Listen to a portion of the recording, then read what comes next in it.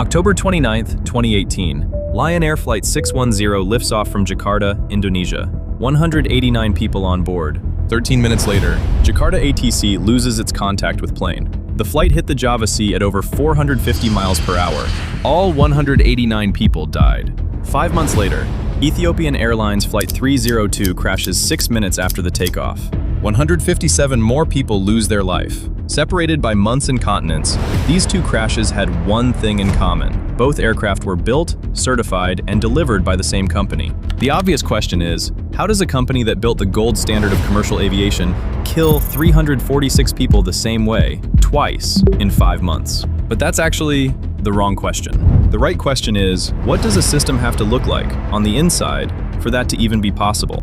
This is not a story about bad engineers. It's a story about what happens when a company's incentive structure quietly becomes incompatible with the thing it's supposed to make. And once you see the system, you can't unsee it. Let's start with the baseline. In 1997, Boeing controlled 55% of the global commercial aircraft market.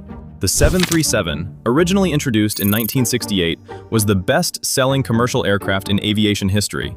Airlines weren't just buying Boeing planes. They were building their entire fleet strategies around Boeing's delivery schedules. Airlines needed Boeing more than Boeing needed any single airline. And the reason wasn't price. Airbus could compete on price. The reason was trust. Boeing internal safety review process had so many checkpoints that getting a plane certified internally at Boeing was, by some accounts, harder than getting it certified by the FAA. A Boeing internal audit in 1994 described their quality assurance system as the most documented, most redundant safety process in commercial aviation history. When President Clinton negotiated Boeing's export deal with China in 1998, he called Boeing a symbol of American industrial excellence, a gold standard for how you build something people's lives depend on. That was a real sentiment. If it's a Boeing, I'm going. People actually said that, but dominance like that attracts competition. And by the mid-1990s, Airbus was catching up fast. Boeing needed to respond. And in 1997, they made a decision that looked smart on paper. They merged with McDonnell Douglas. McDonnell Douglas was a failing company, and by this merger, a failing company's leadership took over a successful company's culture. By the mid-1990s, McDonnell Douglas was in serious trouble. Their commercial division was losing money. By 1996, they had less than 10% of global aircraft orders. They were a company on its way out. By now, you must be thinking, if McDonnell Douglas was failing, why did their executives end up running Boeing after the merger? The answer to this is a very specific kind of corporate logic. McDonnell Douglas executives spoke the language Boeing's board wanted to hear: cost reduction and delivery efficiency. They knew how to cut and where to cut. Between 1998 to 2003, Boeing's stock was under pressure, so they got the jobs. That single decision, letting a failing company's management philosophy colonize a successful company's culture, is where this story actually starts. In 2001, Boeing moved its corporate headquarters from Seattle to Chicago, over 1,000 miles from its factories and the people who built the planes. The stated reason was to signal that Boeing was a diversified business, not just a plane manufacturer. Boeing also reduced the number of quality control inspectors on the production line. The people whose only job was to catch mistakes got cut. Workers were expected to inspect their own work. In an aircraft factory, where a missed bolt doesn't mean a product recall, it means 189 people, life at risk. October 29th, 2018. 6:20 in the morning, Lion Air 610 takes off from Jakarta. Everything feels normal for about 20 seconds. Then the nose starts pushing down. Not because the pilots told it to, but on its own. The pilots pull back on the controls. The nose comes up. Then it pushes back down again. They pull back again, it pushes down again. They're constantly fighting something, and they don't know what it is. This happened 26 times in 13 minutes. On the 26th time, they ran out of altitude. So what was pushing the nose down? A system called MCAS. And here's why the pilots had never heard of it. Boeing needed to compete with Airbus fast. So instead of building a new plane, they put larger, more fuel-efficient engines on the existing 737. Those engines had to be mounted higher and farther forward. And that shift in weight changed how the plane behaved.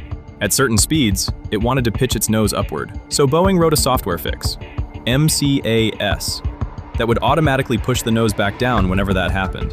Except for two things. that together turned it into a death trap. 1. MCAS pulled its data from a single external sensor on the nose of the plane. If that one sensor gave a wrong reading, MCAS would then activate anyway. 2. Boeing had promised Southwest Airlines that the 737 MAX would require 0 new pilot training, which means lower costs for the airline. Boeing needed that contract, so MCAS was never put in the flight manual. Pilots flying the MAX had no idea the system existed. Put those two decisions together: a single sensor that can fail, and pilots who don't know why it's happening. On October 29th, that sensor on Lion Air 610 malfunctioned and sent a false signal. MCAS read it as a real emergency and activated. 4 months before that crash, Ed Pearson, a senior manager at Boeing's 737 factory in Renton, sent a formal written memo to his supervisors. His memo described the production line as being under extreme pressure and asked for the line to be temporarily shut down. But he was told to keep the line moving. 8 weeks later, we saw the Lion Air flight crash. The warning existed. Boeing had it in writing, but they chose delivery speed over the warning. That decision cost 189 people their lives. After Lion Air, Boeing and the FAA knew there was a problem with MCAS. They did not ground the plane immediately. They issued a bulletin telling pilots what to do if MCAS activated. That bulletin did not name MCAS. It described symptoms without saying what was causing them. 5 months later, Ethiopian Airlines Flight 302 crashes the same way. Same sensor malfunction, same MCAS activation. 157 more people died. After this second crash, the 737 MAX was finally grounded globally in March 2019. Later, US Department of Justice charged Boeing with fraud related to misleading FAA regulators about the 737 MAX. Boeing paid $2.5 billion to settle a DOJ investigation. No executives were charged, no one went to prison. The MAX returned to service in late 2020, and then, in January 2024, an Alaska Airlines 737 MAX 9 suffers a door plug blowout at 16,000 feet. A section of the fuselage wall opens mid-flight. Passengers are held in by seatbelts as a hole appears beside them. The NTSB investigation found that 4 bolts required to secure the door plug were never installed.